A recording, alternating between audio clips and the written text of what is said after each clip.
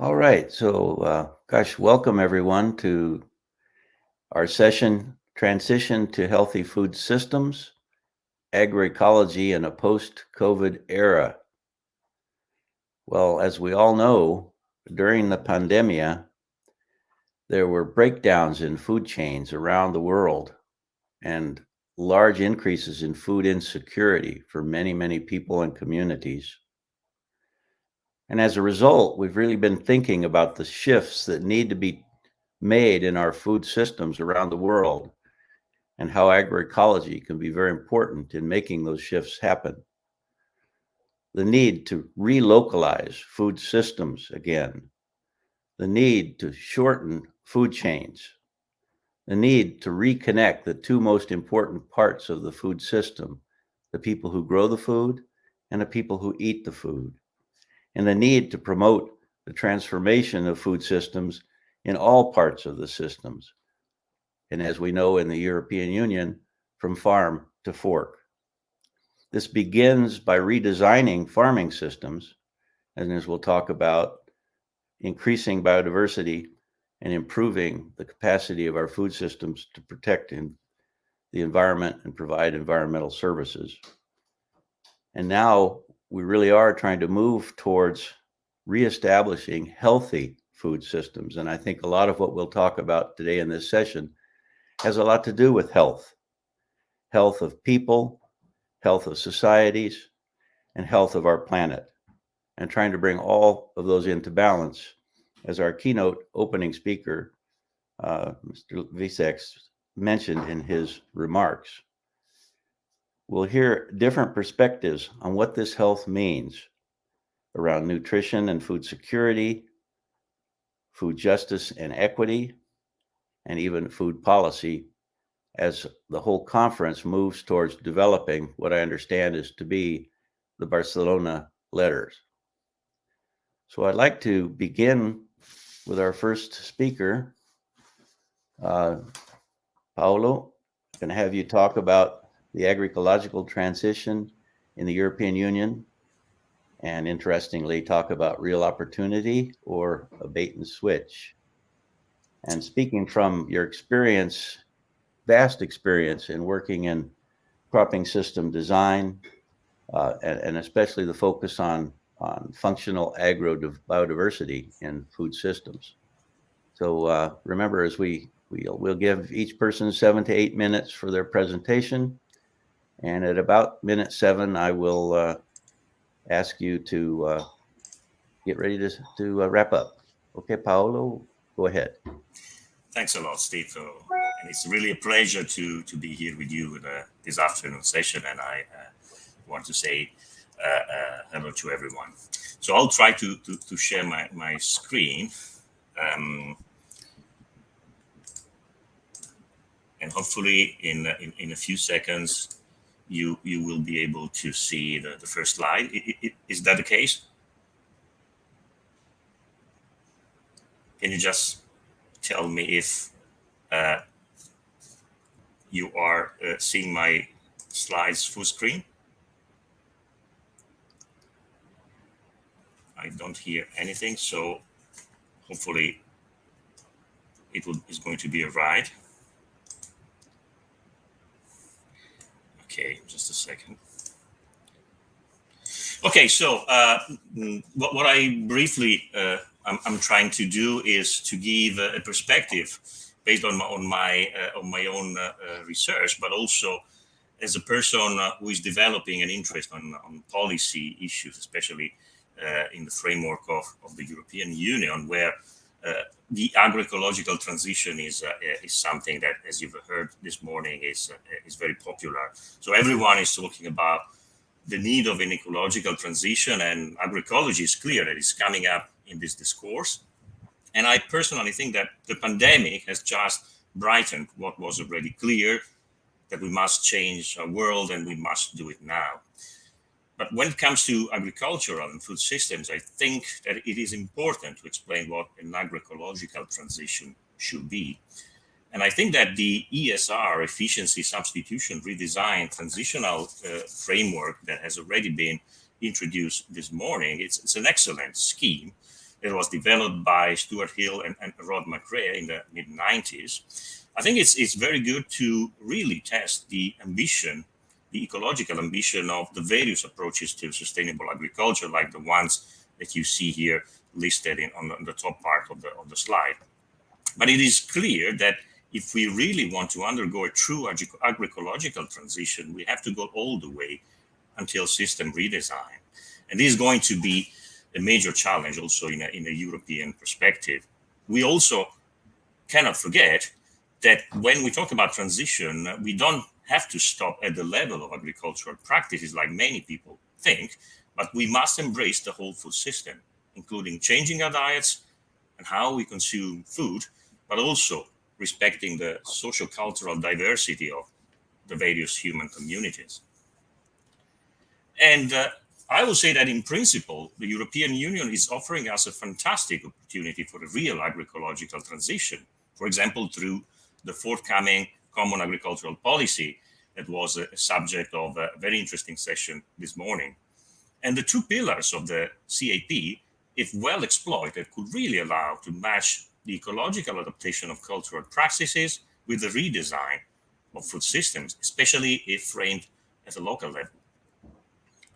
To support the transition, the EU, as we have heard this morning, has also established a new set of measures, the so-called eco schemes, that are meant to favor the transition towards agroecological farming by providing additional subsidies.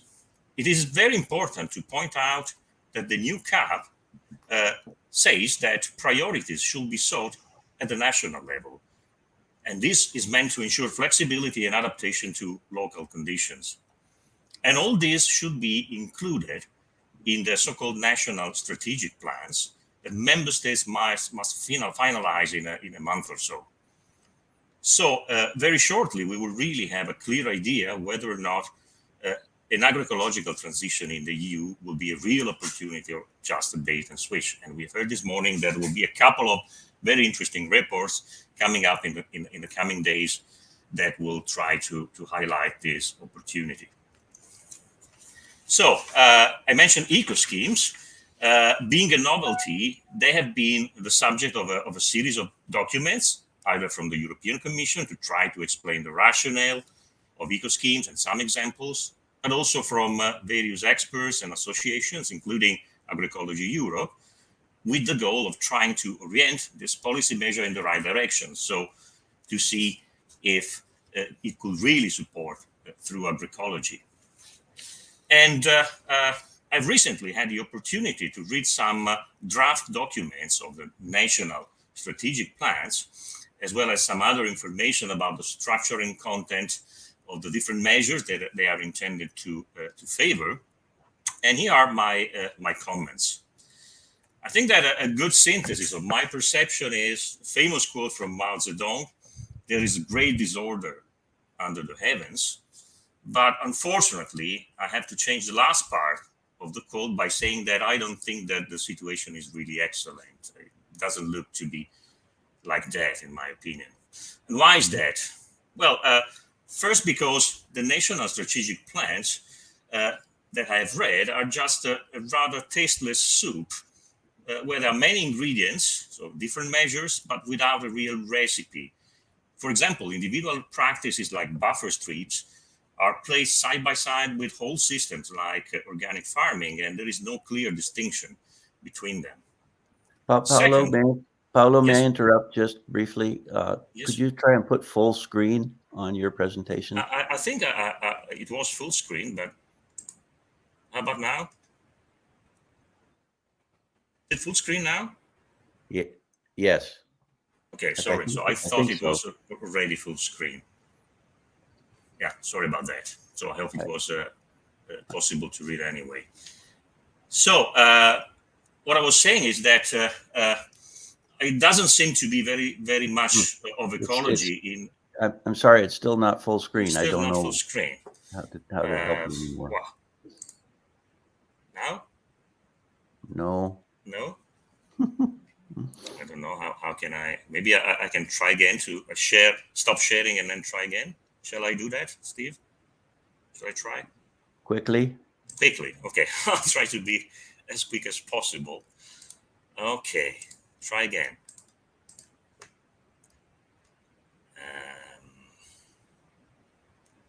Share screen. I think it's window, and it should be this one. And in my screen now, it should be full screen. How about what you see? Not really? Not really. But we can see, so okay, so just maybe okay. I'll try to resume. So my perception is that in the draft national strategic plans there is not much of ecology, and so I wonder how documents with very little ecology could really support an agroecological transition. I see also a high risk of cherry picking, with farmers choosing the different measures that just based on easiness of application without a real awareness of whether or not they should be combined in a coherent system.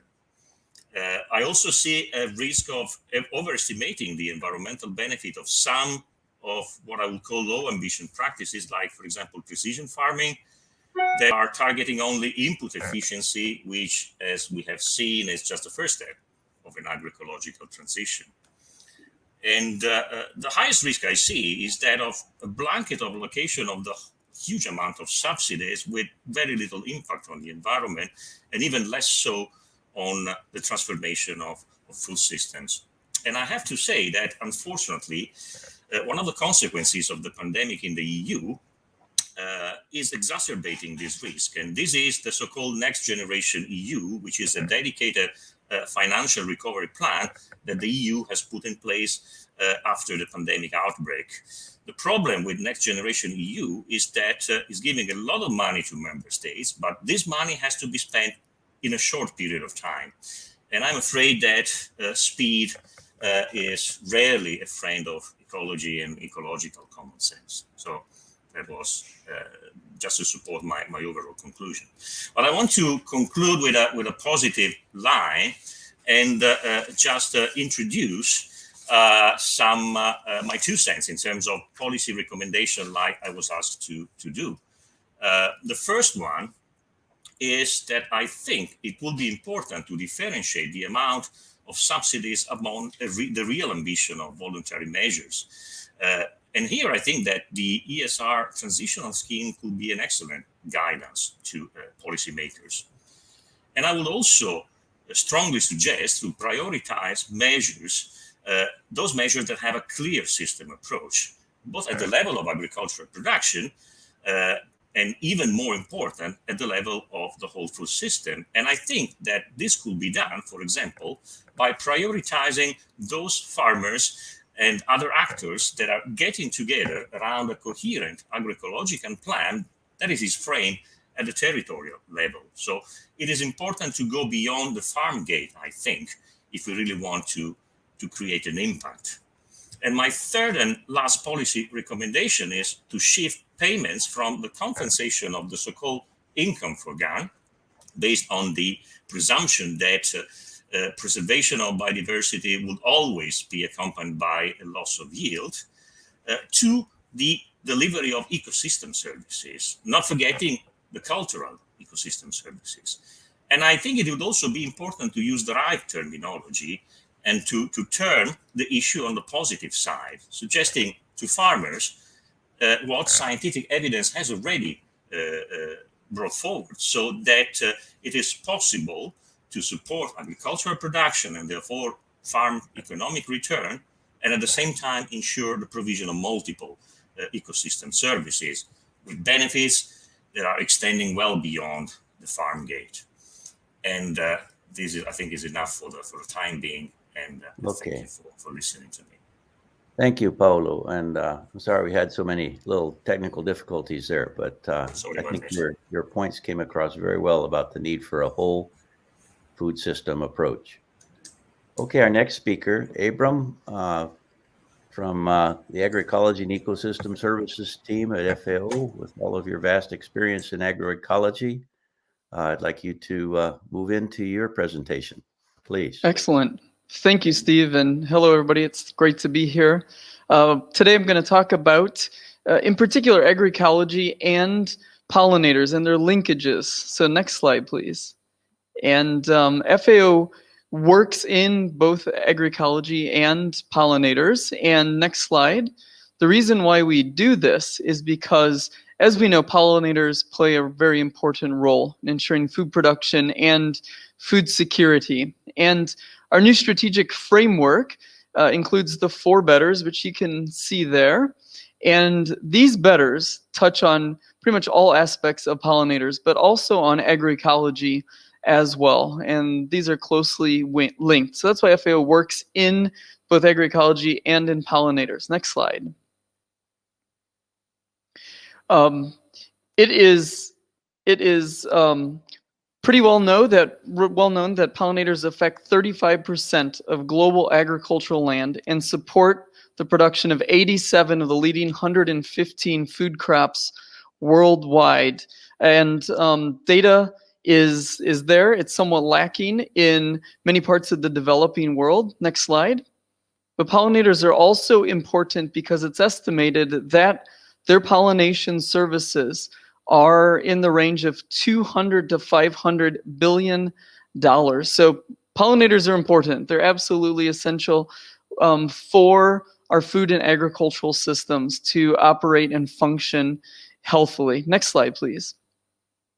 Not only does pollination result in improved yields, but also in improved quality. So pollinators are essential for, we saw those top 87 crops, and it's important for improved quality. And improved quality also adds to dimensions of agroecological systems, such as improved livelihoods. When you have better quality and better yields, it links to livelihoods.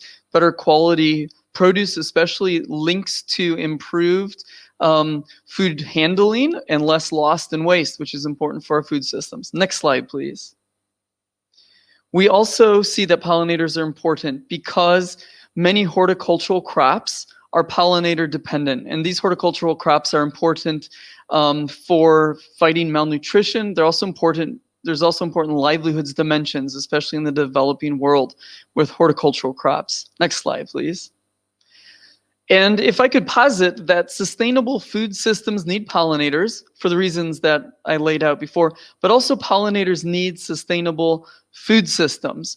The most obvious part of that is that sustainable food systems, especially agroecology, can help pollinators because pesticides are one of the biggest threats to our pollinators. So reducing harmful pesticides to our pollinators helps them out. But also land use change is a huge driver of pollinator loss, as is climate change.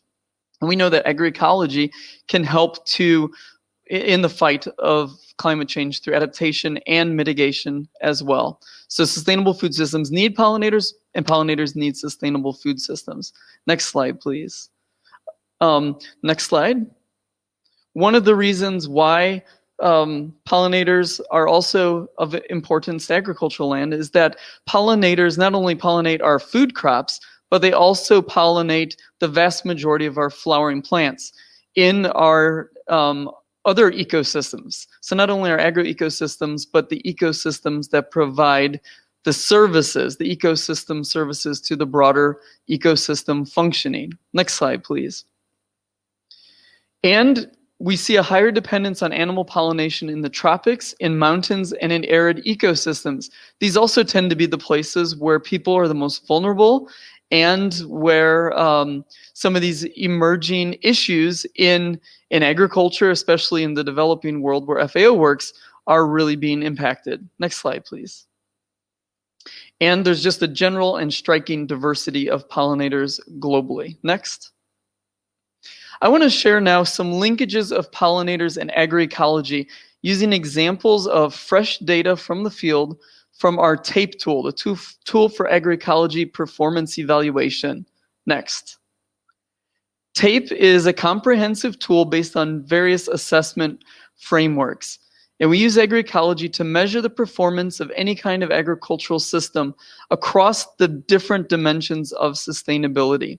It's unique because it collects data at the farm level, but also has linkages to the broader community and territorial level. And TAPE's being tested and used in over 30 countries now. Next slide. TAPE uses a stepwise approach. Step 0 and 3 include information and participatory sessions at the territorial level, whereas step 1 and step 2 collect data at the farm and household level, both in order to characterize the transition to agroecology built upon FAO's 10 elements of agroecology, and also then to actually measure progress and look for relationships between improving agroecology and the performance of that system across the key dimensions of sustainability. Next slide, please. TAPE is built on the 10 elements, which you've probably all seen, and the 10 elements are also multidimensional, interlinked, and interconnected, as goes the complexity of agroecology and the movement and the transformation to sustainable food and agricultural systems. Next slide. Here's an example of how step 1, remember the characterization, can be represented. Here we see 3 different farms in Cuba. The first farm in red is a conventional farm with a lower CIAT score, what we call it for step 1. The green one is a farm that scores better. And then the blue farm is one that has a better score against the 10 elements. Next slide, please. TAPE also has specific quantifiable pollinators, pesticide, and natural areas measure. And so we can start to look for linkages between step 1 and actual performance data. So I want to show you some examples. Next slide, please. Recently collected from the field. Here's 539 farms in Mozambique. And what we see on the y-axis, we have the CIAT quintiles, so in 1 to 5 with improving agroecology transition score. And what we see on the bottom is that bottom is the performance score for bees and beekeeping. What we see is that bees and beekeeping increase with increasing agroecological transition across these farms. Next slide. This is similar. We have the CIAT quintile on the y-axis and the pollinator presence this time on the x-axis. And what we can see is as the step 1 transition to agroecology improves, pollinator presence increases as well. Now, is this the chicken or the egg? It's debatable, but we see relationships and we see strong signals from this. Next slide, please. This is similar, but this is pesticide, the pesticide criteria score on the Y. Here we see bees and beekeeping increasing with better pesticide management. So bees and beekeeping is on the x-axis in this case. So we're also seeing relationships between core performance indicators. And this is in Lesotho. Next slide. Here is another one with pesticides on the y-axis, and on the x-axis we have bee and pollinator presence. So we have clear results showing that bee and pollinator presence increases with better pesticide management. Now the interesting and fun thing begins when you start looking at relationships, and you can actually take the 10 characterization of agroecology elements and start to look for different correlations and relationships. And we're starting to see those strong signals. Next slide, please. And I see that my time is up, but just my last slide, Steve, for my recommendations.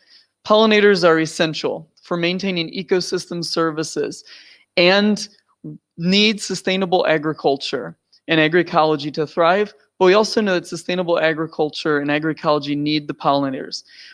TAPE is giving us the ability to start to not only assess the performance of agroecological systems at the farm and territory levels, but using this evidence, we can now start to link and look for how to pinpoint interventions, both at the production side, but also in some of these higher order policy interventions and also enabling interventions using the TAPE tool. So that's a lot to unpack. And I've run out of time, Steve, but I turn it back over to you. Thank you.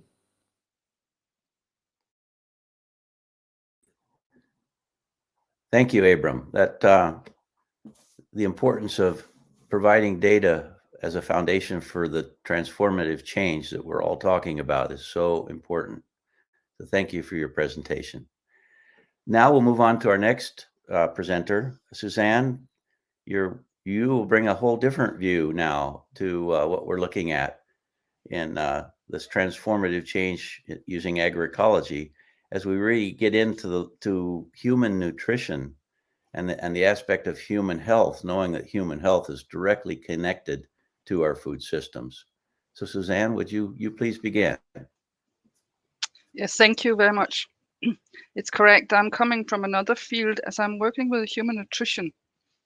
And I have been working with not specifically agroecology, but organic versus conventional food consumption and micronutrient availability and effects on health. As we know today, the current food system, I think we can agree, has failed. We have more non-communicable diseases than ever. We have a large amount of people still suffering from hidden hunger, which is micronutrient deficiencies. We have malnutrition and overweight side by side in many countries. So we do need to change both our agriculture, our food production, processing, and food consumption. And if we're looking at the micronutrient bioavailability and what is affecting micronutrient bioavailability, we can see that there's a number of factors which are important in order for the human beings at the end being able to actually absorb the micronutrients and utilize it in the body. And we have seen from plenty of studies that the agricultural production system, the fertilization management, the organic matter and content in the soil, the processing of the harvest, and a lot of and the variety of the different products are important factors related to what is actually ending up being in the food that we are consuming. But it doesn't end there, because after that we also have a lot of other factors affecting what is actually being presented for the intestine and taken up by the humans at the end.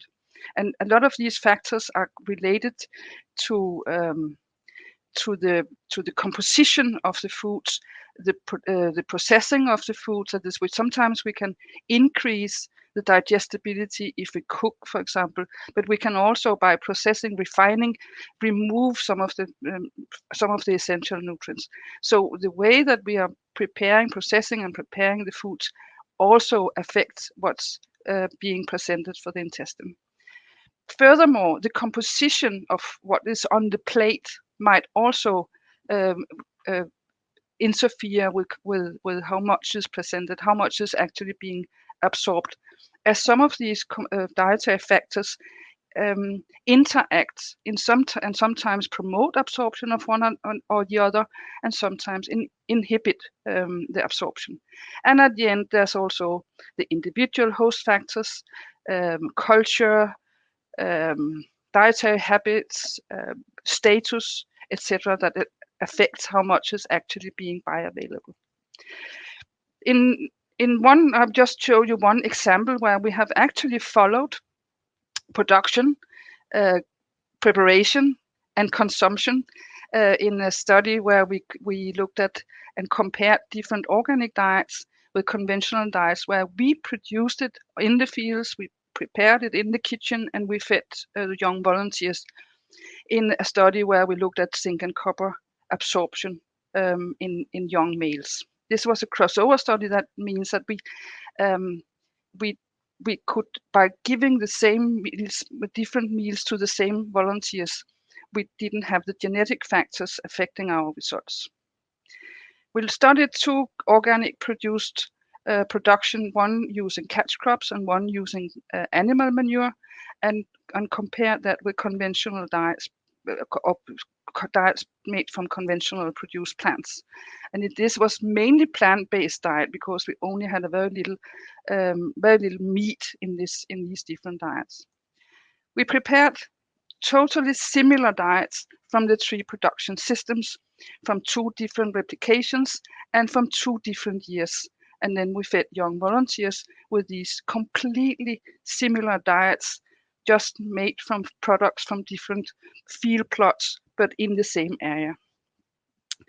And what we found here was that it's actually not the production system per se that affects how much, when we're looking at copper and zinc, how much is actually being absorbed or taken up, consumed by the volunteers and absorbed by the volunteers participating in these studies.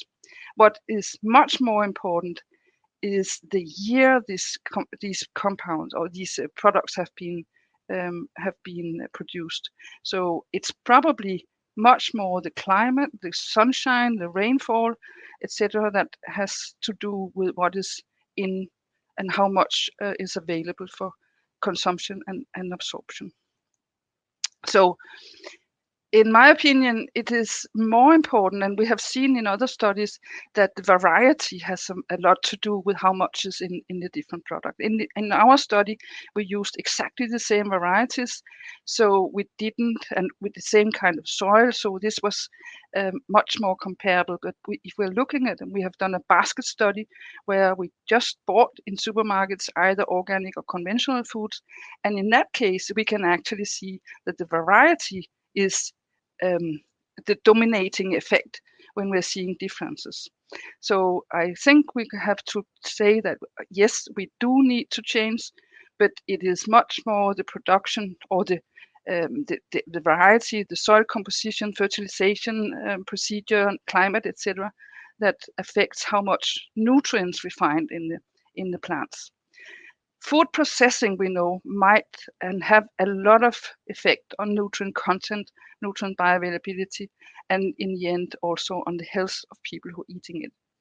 But the dietary composition is also something that we have to change, and we have to change it now. We know that people are becoming ill both due to overconsumption and underconsumption, and we need to do something about that.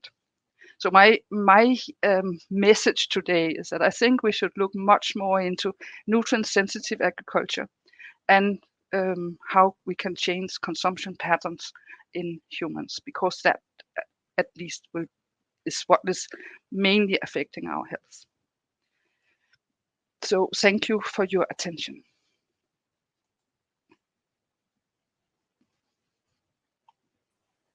Thank you, Suzanne. That really, I like the idea of a nutrient-sensitive agriculture and how important that's linked to the whole realm of activities at the farm level to the table level. So thank you very much for your presentation.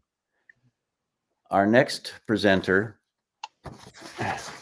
Franco, I'd like you to sort of continue along in this food and nutrition aspect, but linked very closely to cancer and how agroecological practices can contribute to healthy diets. Oh, did Franco not show up? Oh, I'm sorry. Well, I didn't realize he wasn't here, but it's connected very much to what Suzanne presented, but linked more directly to the cancer research aspect. So we'll move on to our next speaker. Tanya, I'd like you to, now carry us to the broader view of thinking about how research projects in food and food systems are linked to community nutrition and public health, but at some of the local food initiatives and policy changes needed to get us there. So if we could move on to Tanya's presentation, please. Thank you. Can you hear me well? Yes. And can you see my slides? Yes, we can. Okay, perfect. Just to begin with, I just would like to thank everyone because I'm very honored to have the opportunity to present a part of my PhD research project here.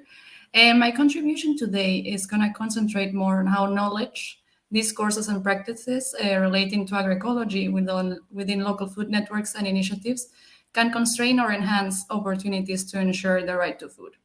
So to do so, I will use one of the cases of my PhD research, that is Vitoria-Gasteiz in the Basque country, to call for a more systemic approach within agroecological practices, which is something that I think that has been a major theme throughout today's sessions in the forum.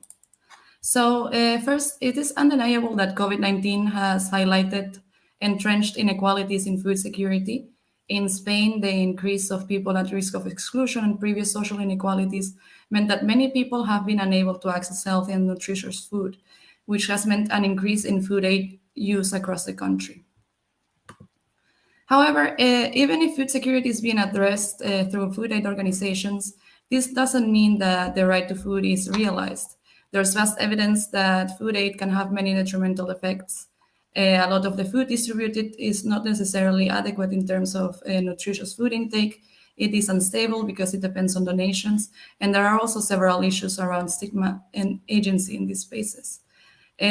Therefore, food aid should not be institutionalized as a solution for the right to food or the access to sustainable and healthy food, especially after COVID-19, and alternatives should be considered.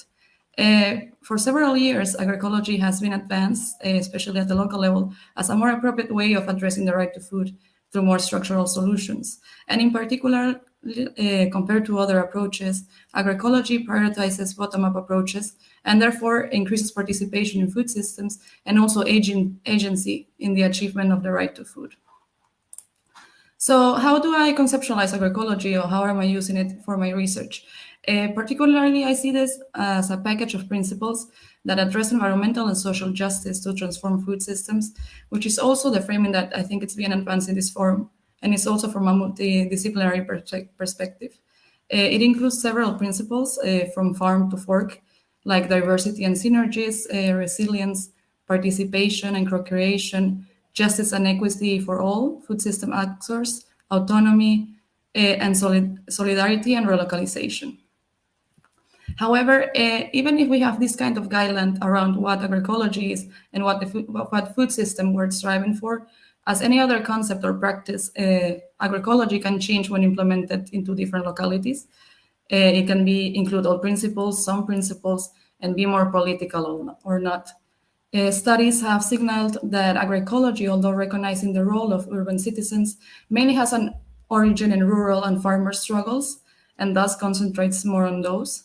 But more importantly, and this is based on studies in the global north, more critical studies are acknowledging that alternative food networks like community-supported agriculture that promote agroecology do not really reach vulnerable communities. So that is why I argue that it's imperative to understand what is trying to be achieved through agroecological practices, by whom and for whom, including a whole systems perspective, to evaluate what is missing and what needs to be addressed in social change. And I exemplify this through the case study of Vitoria-Gasteiz in the Basque country.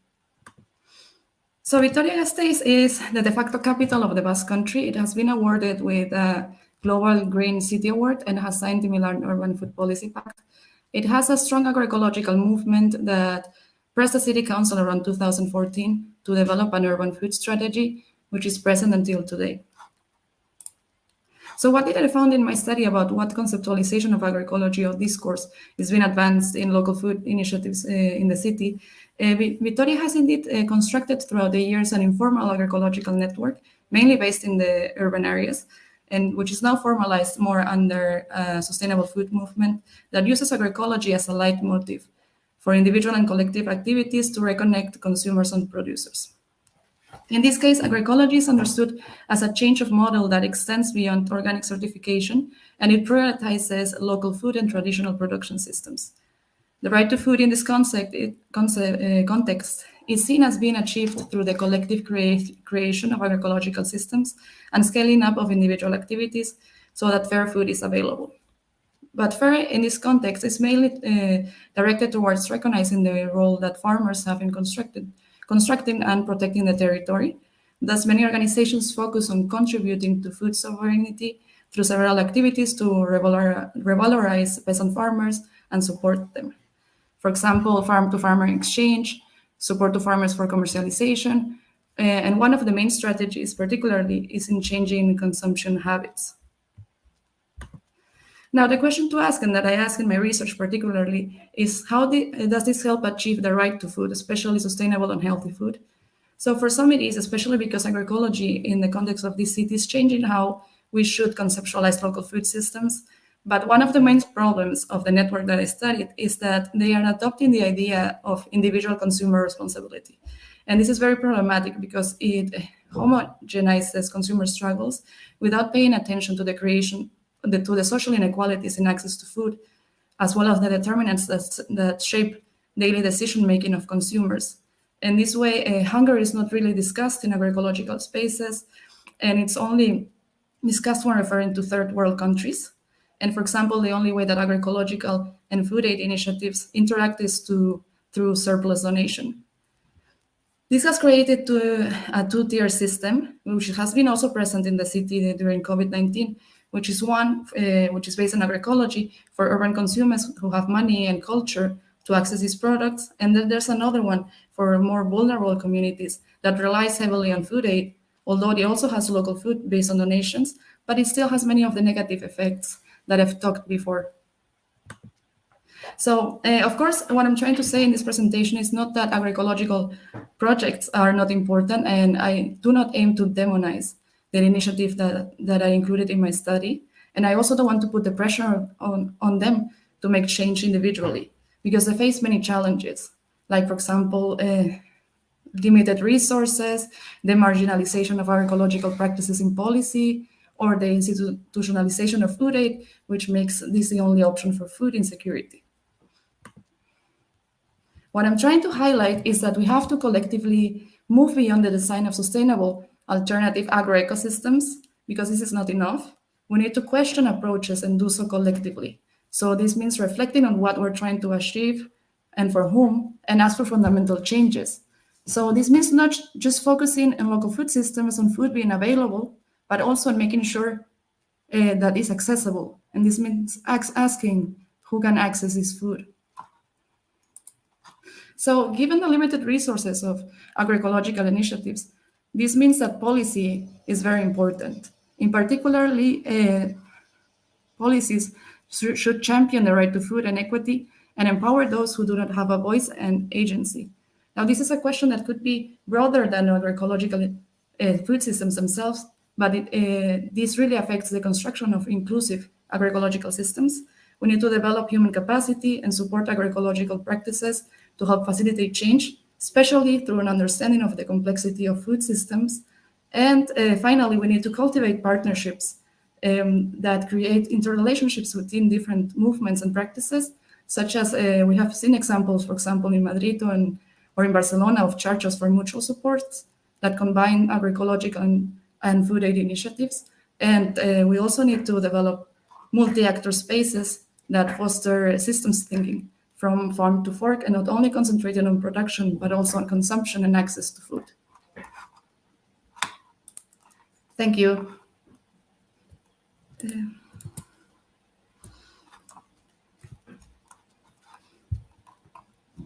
Thank you, Tanya, very much for broadening our perspective on what an agroecological project should be, who it should be for, and what our long-term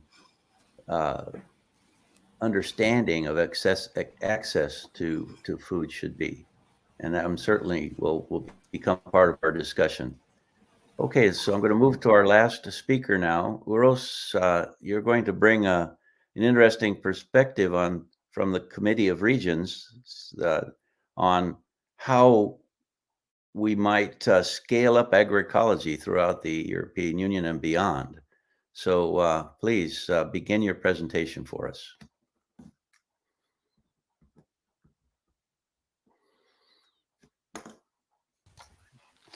Thank you very much. As a rapporteur for the European Committee of the Regions' opinion on the action plan for the development of EU organic production, I am delighted to attend the Agroecology Europe Forum, and I'm also grateful that I'm able to present also the perspective of local and regional authorities here.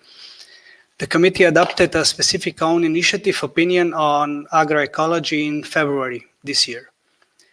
The current pandemic has exposed the weakness of our globalized agriculture and food system. Agroecology, going hand in hand with the development of sustainable local food systems, will respond to our food security and environmental challenges.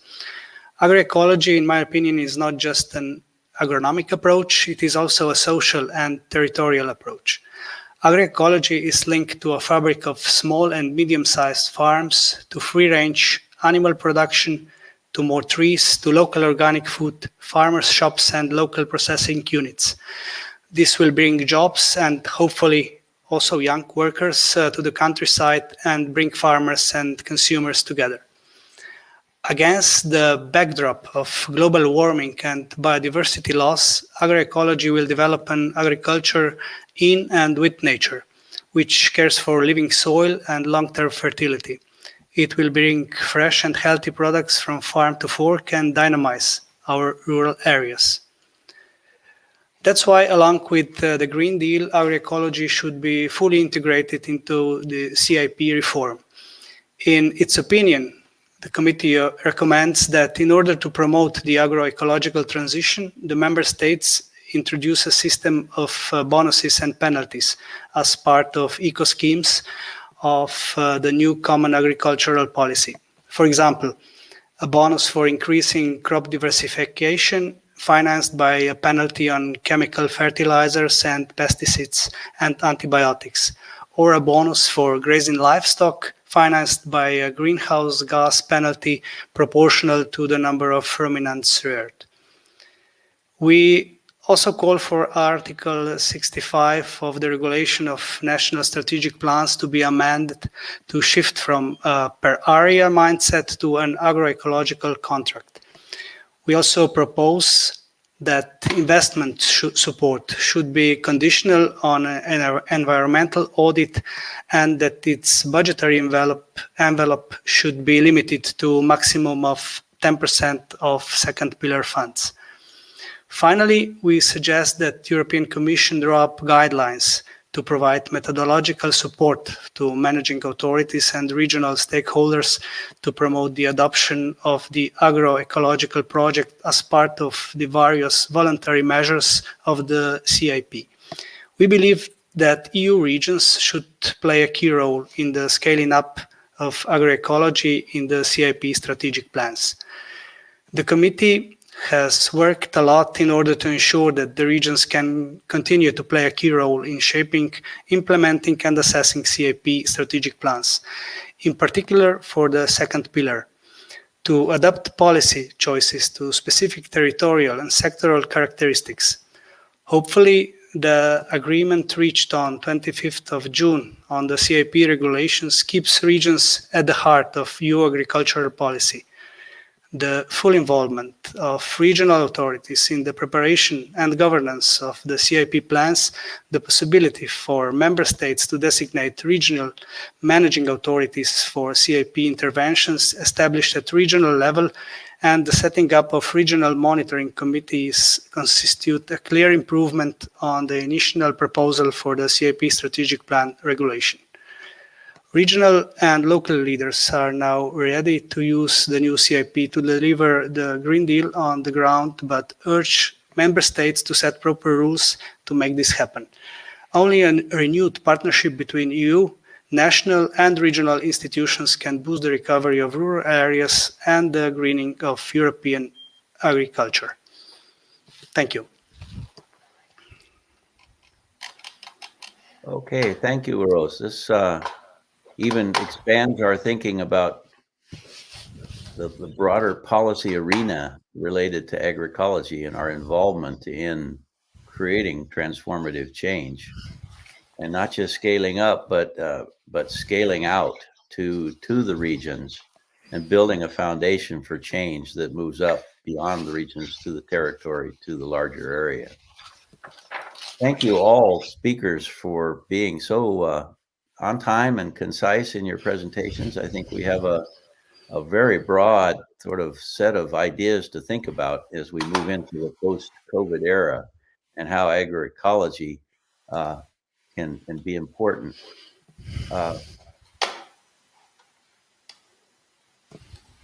Okay, so yes, Elena, I'm being asked if you would.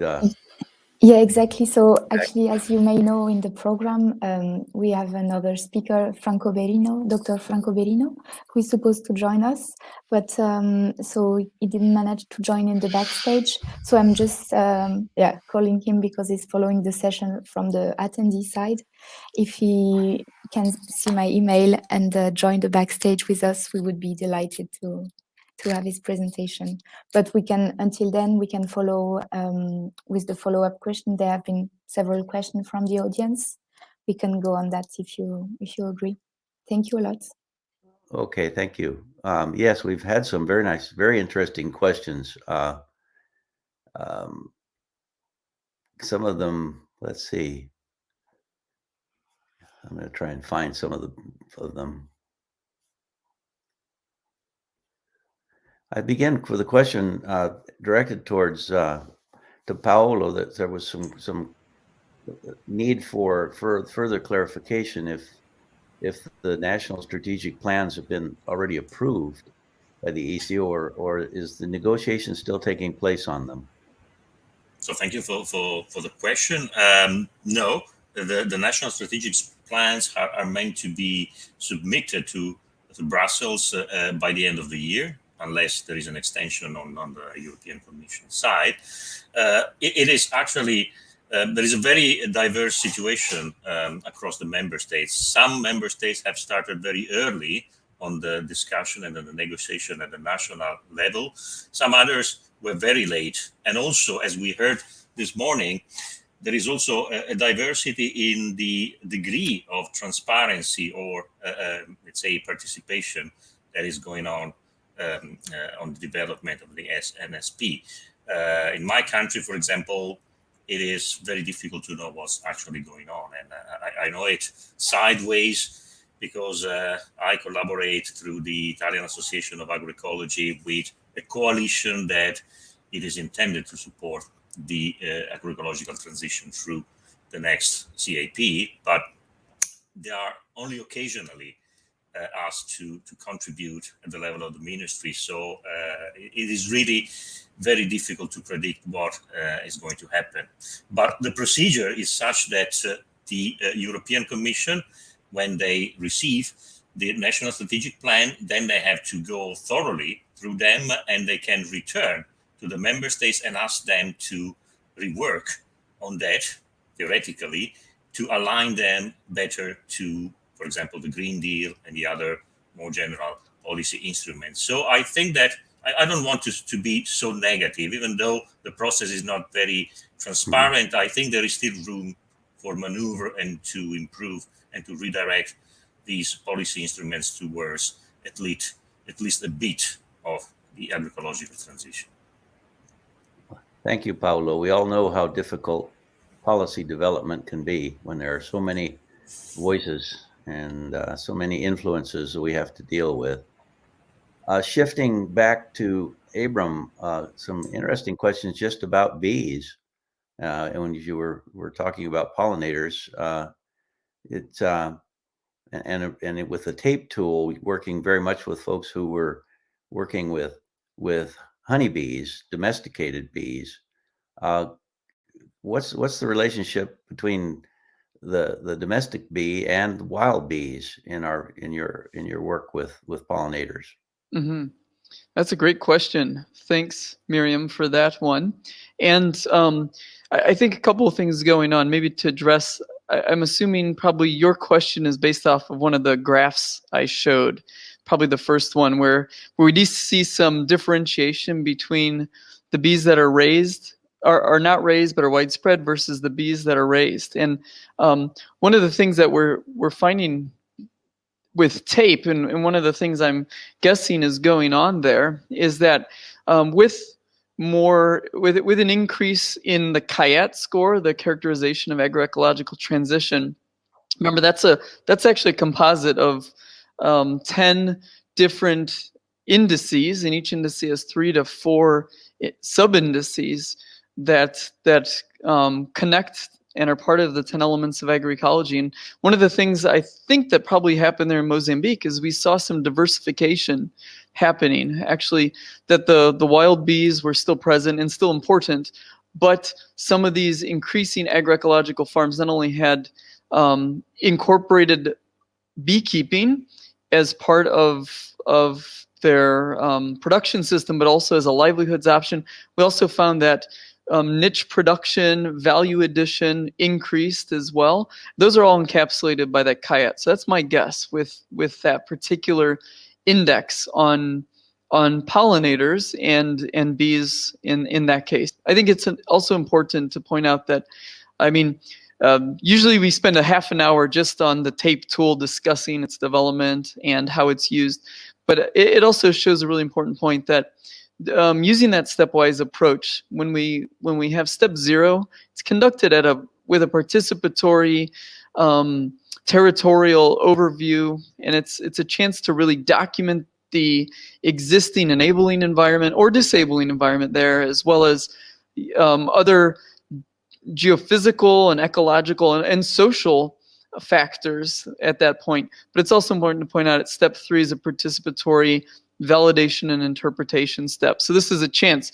using that data like I showed there, actually bring it back to the community and discuss with different stakeholders, is the data in keeping with the realities on the ground? What's going on in this particular case? Do we need to weight the different CIAT scores or the different step 2 scores? But from Mozambique, where they're actually, the backstory of that is that interventions, this is a project, and actually there were counterfactuals. So we were comparing control versus beneficiary groups after 6 years of a project. There's a livelihoods diversification component, and there were other improved production components to it. And so my guess is that as the farms increased their overall agroecology, some of them also incorporated beekeeping, and I'm not even sure if that was, using local native bees, which is certainly a possibility to it as well. But that's my thinking on that one. Great question.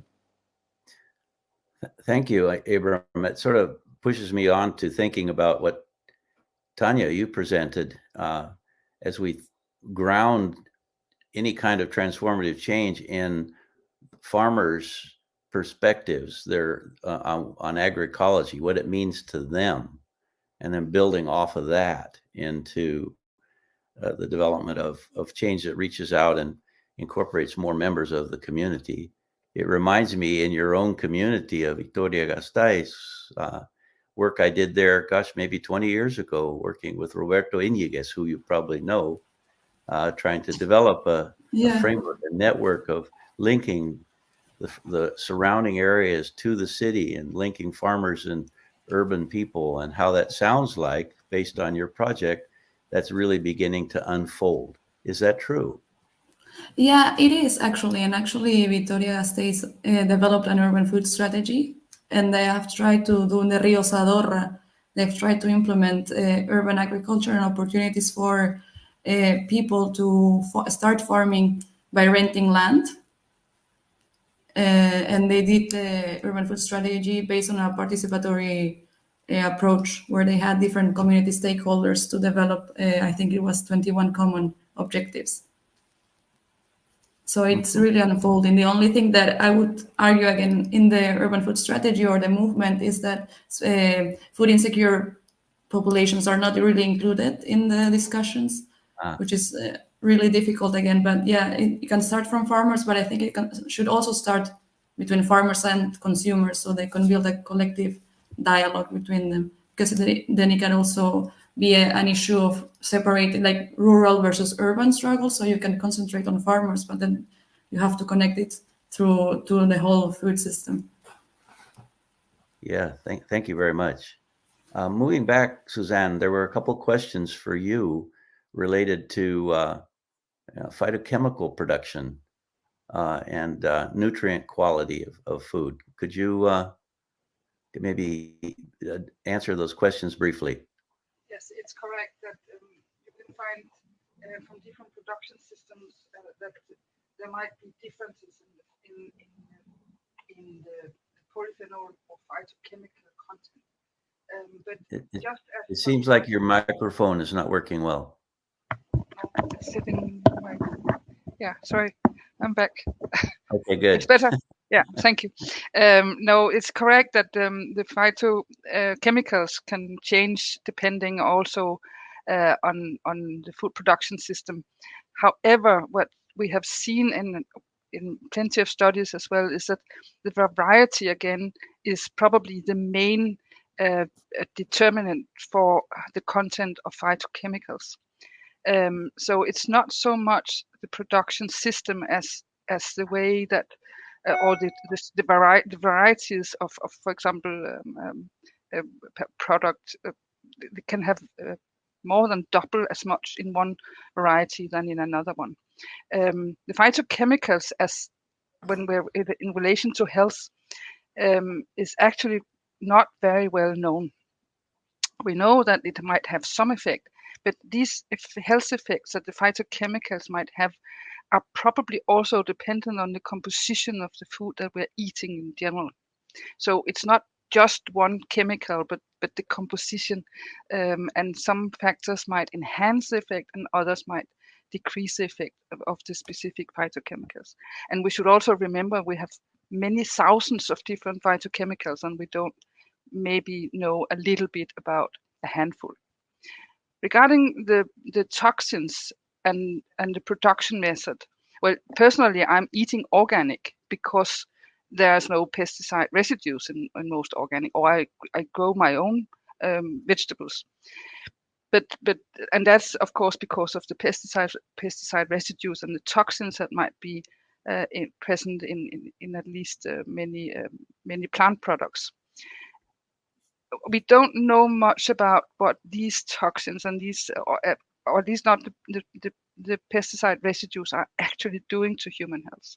But I think that the Nutrinet Santé study in France, where more and more studies are more and more research are coming from their observation of a group of organic consumers, are showing that there might be benefits, health benefits, but we cannot distinguish between the health benefits of the production method as such and the health benefit of making a choice. The consumers have chosen to do this, and by choosing to be an organic consumer, they have probably chosen to be a healthier person. So everything else they are doing are probably also affecting the health. But we still have, there's still a lot of unknowns when we're talking about food. So I think I prefer to have a clean food in order not to mess up too much with the body. Yeah, so it sounds like, just as we discuss about healthy farms connected to a healthy planet, healthy food is connected to a healthy diet and a healthy lifestyle. So it all really is a broader transformative change, which really makes me think about a broader question at first, which was focused on to Abram and FAO, but I think is something for all of us to consider when we think about a holistic or systems level approach that agroecology uses to food systems change. How well do we integrate sort of the horizontal and democratic principles of equity, of access, of food justice into the elements of agroecology? I think, Tanya, you addressed this really well. Paolo, you were talking about the same kind of need. And I think, Uros, with your work and at your level of work in the system, it's, as we move into the post-COVID era, it becomes more and more important that, we link systems thinking with democratic process in agroecology. Would any of you like to comment on that sort of large picture thinking of how agroecology contributes to transformative change? Raise your hand if you'd like to make a comment. Yes, Paolo. Okay, so I can kick off. I think that there are some very good examples of success stories at the local level, bringing together. I'm thinking, for example, of organic districts or other short food chain examples, bringing together at a local scale local farmers with local citizens or consumers and a variety of other actors. And I think this could be scaled up in a set of territories. I think that, for example, in Europe, there are several territories which could benefit beyond the production of food and access to food itself from an agroecological transformation at the landscape level or at territorial level. One issue which policymakers tend to forget until it's too late is that the presence of farmers, and there are many evidence saying that agroecological and organic farming is the best way to keep farmers in the territory, especially in less advantageous territories, is the first and foremost barrier against environmental degradation. And when you don't have any more farmers in the area, then you start to see the problem also in the cities in terms of floods, in terms of increased forest fires, in terms of general degradation of the environment. And for sure, the cost of an agroecological transformation, I'm sure, will be much less than the cost the governments have to pay back for fixing the situation when these environmental disasters occur. So I think that's another lever that we could play on to sustain the importance of an agroecological transformation. And I think that a collection of those studies that, there are many around. Maybe what is lacking is to put them together around a coherent narrative and to scale them up accordingly. Thank you. Yeah. And it sort of raises another little question. As we think about shorter food chains, more local food systems, which means food would be fresher as it arrives to the consumer. And coming back to you, Suzanne, do we have evidence that actually would improve food quality with shorter food chains and fresher food? I don't know. I don't have a lot of examples, but I think one of the best known example of how storage at least can affect the content of some of the nutrients is the potatoes. We know that potatoes, when you're harvesting them, have a much higher content of vitamin C than if you have stored them the whole winter and eat them in the springtime. So we do know that storage we can actually lose some of the more labile elements or nutrients for storage. Also, we have seen that the more mature plant is when harvested, the higher the content of phytochemicals. So probably harvesting early and then transporting for long distances will probably also affect the content of phytochemicals. But it's not something I know a lot about, but I believe that, yes, of course, when you're storing things, you will lose some of the nutrients. Mm-hmm. Yeah, that seems very much the case. Not even, and going beyond storage, just processing and then storing causes change as well. Shifting back, Uros, there is a question for you to maybe share a quick example of an inspiring European city where it really developed policies that promote agroecology.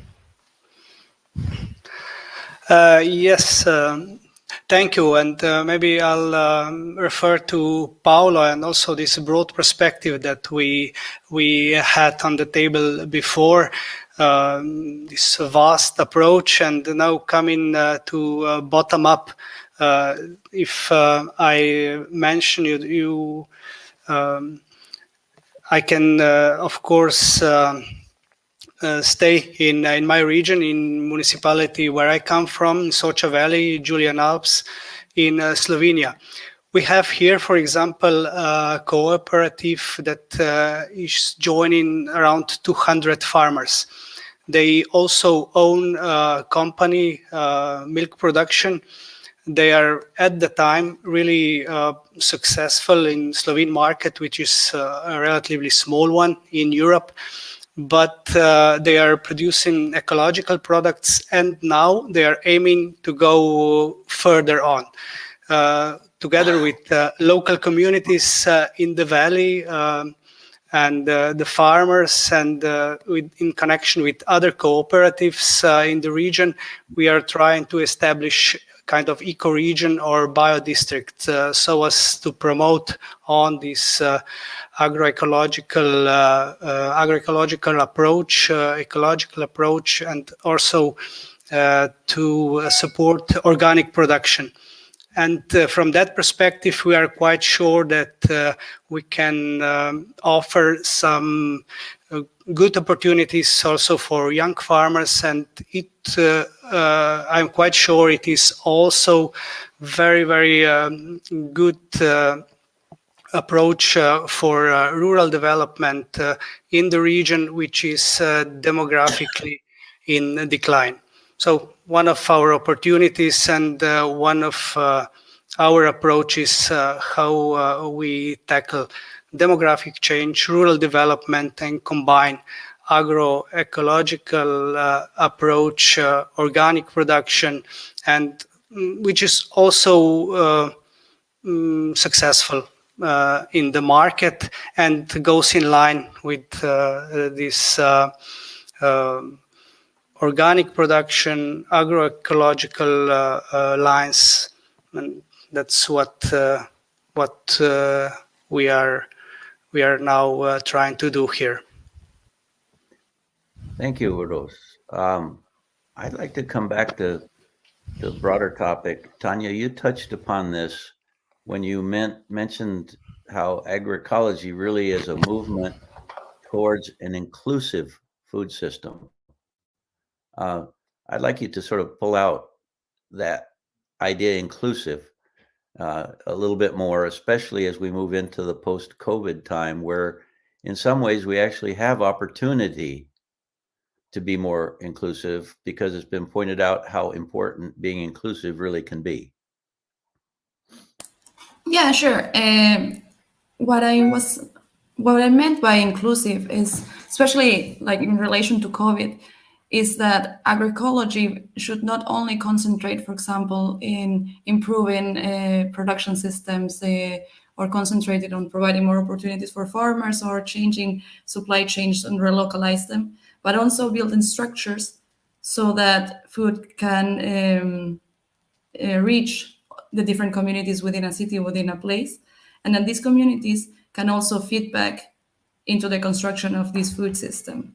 So it means a food system that is diverse, that includes the voices of those that usually are not really heard in different spaces, and that it uses a notion of the local, particularly because sometimes we use a notion of the local that can be regarded as exclusive, as in relation to a particular identity or particular nationality. But it's only a notion of the local that includes the multi-diversity or diverse places where we live. So it's more around that. And for example, inclusive would mean also when we come back to developing more democratic and horizontal spaces, it's that people could also have the ability to influence policy, and policy at the local, regional level comes from the voices of those that actually experience the food system, and that they feel also ownership of the transition towards more sustainable and healthier food systems. And I think there has been cases in some cities around this where the communities themselves have taken ownership of change and have developed inclusive agroecological initiatives like collective agroecological kitchens or charchas, I think it's called here in Barcelona, where they have developed self-managed solidarity schemes where they have connected agroecological farmers, peri-urban farmers, with local suppliers or retailers, and also with more vulnerable communities.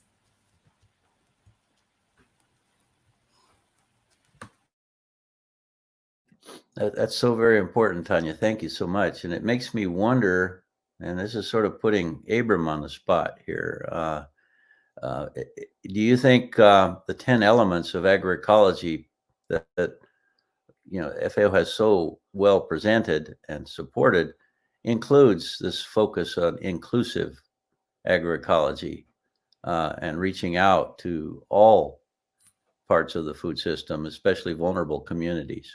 Mm-hmm. And yeah, that's a great question, Steve. And it mirrors kind of this question too about holistic, overarching approach that is horizontal and democratic as well. And I think the beautiful thing about the 10 elements is that, one, they were developed really through synthesis process over the course of 4 years, starting in 2014 with the first symposium, and then 7 regional symposia with different actors from all across the spectrum there, really leading to the elements. And one of the things has been leveled against agroecology, I think, is that there's not one definition for it, and so in some ways that does prevent the potential for co-option, but at the same time it doesn't favor a particular context if you have multiple definitions of it, and that's the elements are they were designed in a manner to try to create elements or principles that cut across the dimensions. I think if you were to look at the elements, just the way that they're presented with the lines running in between them, they offer many entry points for whatever context you're in, whatever boundaries maybe you even put upon your system in terms of thinking about your system at scale and its ecological and cultural context, but also like a snapshot in time too, necessarily. And so I think the elements offer a really good way to not only vision the current status of your system, but they do offer entry points for social movement as well, but also the practice and the science side of things. So, culture and food traditions, responsible governance, human and social values are all entry points for more of a democratic, and I'd also say more of kind of a determination-driven approach. Some of to use the word, the self-determination, in terms of you can then use the elements to try to determine where do you want to go. Where are elements lacking? And I think TAPE uses the elements very well as it builds the foundation to create an evidence base to then talk about these next bigger questions of where do you want to go? What's hindering agroecological transition? And that's important, the access issue, ensuring that when you ask those questions, you have a broad range of society there answering those questions as well. And really making sure that agroecology lives up to it being a science of practice and a social movement. If I could also go one step further and say, I think that there's this kind of beautiful, messy middle that when you look at agroecology, we're talking about complexity because you've got cutting across the dimensions. You're looking at systems approaches and complex adaptive systems. And we're seeing how practices that are co-created by farmers and researchers and extension agents, those can scale out, but then getting those to scale up also requires at the top the policy and at various levels too, because not all policy is only at the national level, but there's global, and then there's also the implementation of policies at various levels within there. And so you have kind of this messy middle, which is very, there's a lot of ambiguity there, but I think it's a place where we see scaling up happening, but also the policy processes enabling these things happening. And, getting everybody around the table is absolutely important. And I think that also goes for research. We need more transdisciplinarity, and we need to be okay with some ambiguity as well. Working together with social scientists as natural scientists and data scientists and sociologists and nutritionists and bringing all those different viewpoints to the table when we talk about agroecology. Well, that's lots to think about, to say the least.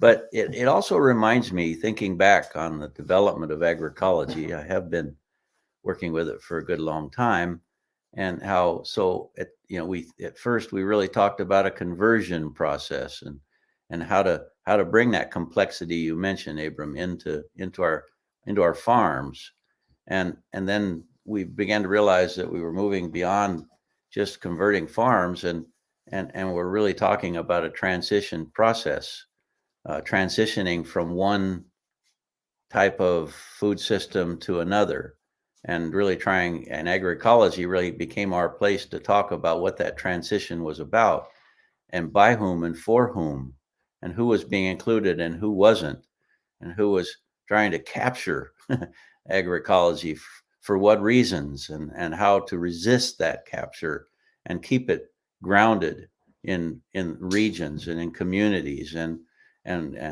keep linking. And now we're at the point where we're able to move beyond transition, knowing that transition is leading us to transformation, transformative change, where our belief systems, our ways of thinking, and understanding what a food system is, and who all the parts are, and that all parts are important, where we really move into transformative change. And I think things like the tape tool, even though some, just like for a while, organic certification, we thought that was going to be the answer to the question of how to provide an alternative food system. Well, now we're looking for other things that are going to do that, but in reality, it's going to be a mixture of different approaches. But understanding I think what's really brought us forward into this is understanding the complexity of a food system, and all the different pieces need to be included. And for me, it all comes down to just the equity and the right to food. Everybody in the whole world has a right to food, and not through food aid, but through agroecology, through transformative change. So yes, we've touched upon many concepts here. I want to just open it up generally to all of our speakers and see if there are any concluding remarks each of you would like to make, real brief, and then I'll try and wrap up, and we'll close what I think has been a very, very interesting session. Any of you? I can just add a little bit, an additional point to the very important one that you, Steve, raised on the right to food. I would also add the right to farm, which is an issue certainly in many areas of the world, but also in Europe, where some people, I think, wrongly think that is not much of an issue. I think that there is a great opportunity through agroecology to solve the problem of agricultural land abandonment, which in some European Union has reached tremendous figures. In Tuscany, where I live, 30% of the agricultural land is abandoned, which is amazing. There are various reasons for this: the aging of farmers, but also the lack of opportunities of economic sustainability given by farmers sticking to an industrial type of agricultural system. So, and that's where agroecology can jump in, and that's where young people can find an opportunity to farm. I know a lot of young people who don't have a farming background, but they would love to plan their future on farming. So why not joining these two opposite forces, or why not giving them the opportunity to rent, for example, or use or bring back to production part of the abandoned land? That would be, I think, a clear win-win situation, and agroecology can really be the engine trying to reconnect these issues, which, as I said before, eventually can be very detrimental for a whole territory. So this is a message that policymakers, especially local policymakers, should take, because there are opportunities to do this. And I think that the impact of such an action would be tremendous on the positive side. Yes, this makes me think, well, as we've said, is how important it is to link the right to food to the right to farm. And it's part of, in agroecology, developing alternative food networks where we bring back together those two most important parts of the food system, the people who grow the food and the people who eat the food, and bringing them together as a force for transformative change. And that's where the right to food and the right to farm come together at the same time. When the two are linked, when one is supporting the other using agroecological practices and principles, then we really start the transformative change process.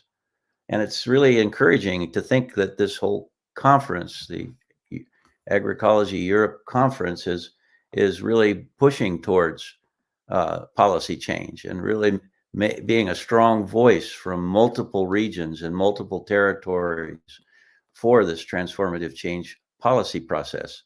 And I think I'm really looking forward to, what we'll be able to develop with what I've heard is called the Barcelona letters, kind of, I don't know if you want to call it a manifesto or a challenge, for us to think about as, we really need guidance. And I think agroecology is providing the guidance for that transformative change process at all levels, from the farm to the table.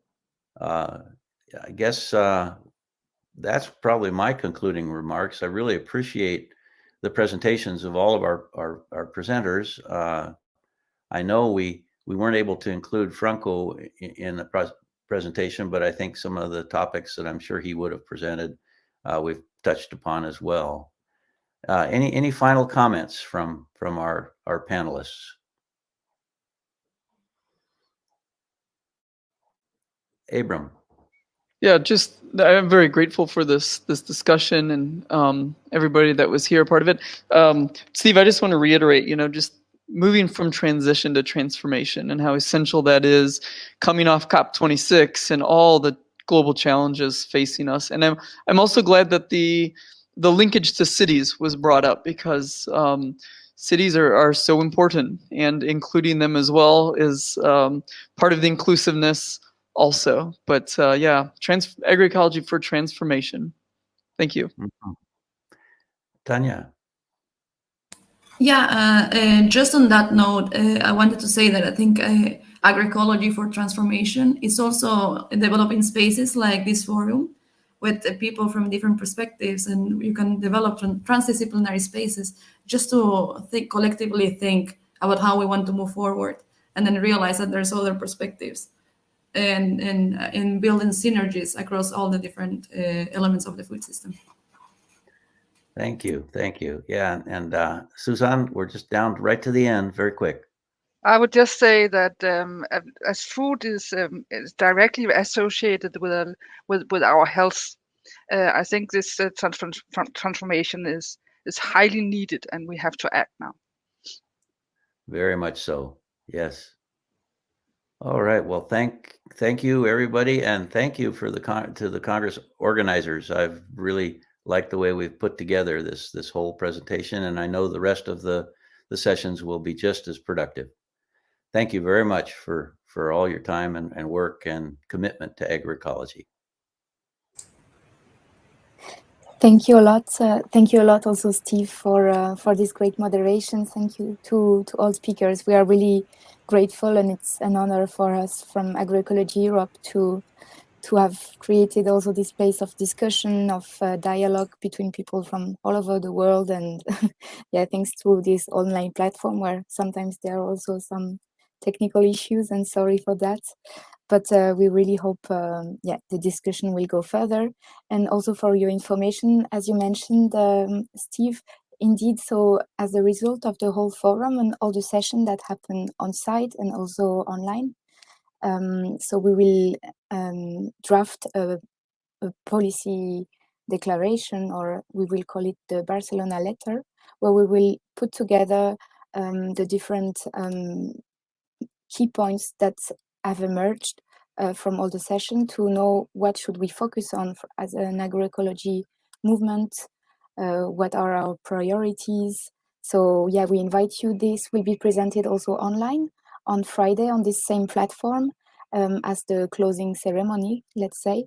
So you are also kindly invited to connect on Friday evening.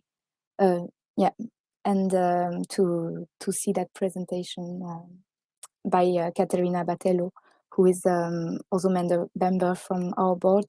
So yeah, thank you all of you for your presence, and have a great time, and see you on site for those who are able to join. Okay, bye. Thank you. Bye bye. Thank you a lot. Bye-bye. Goodbye. Thank you, everybody.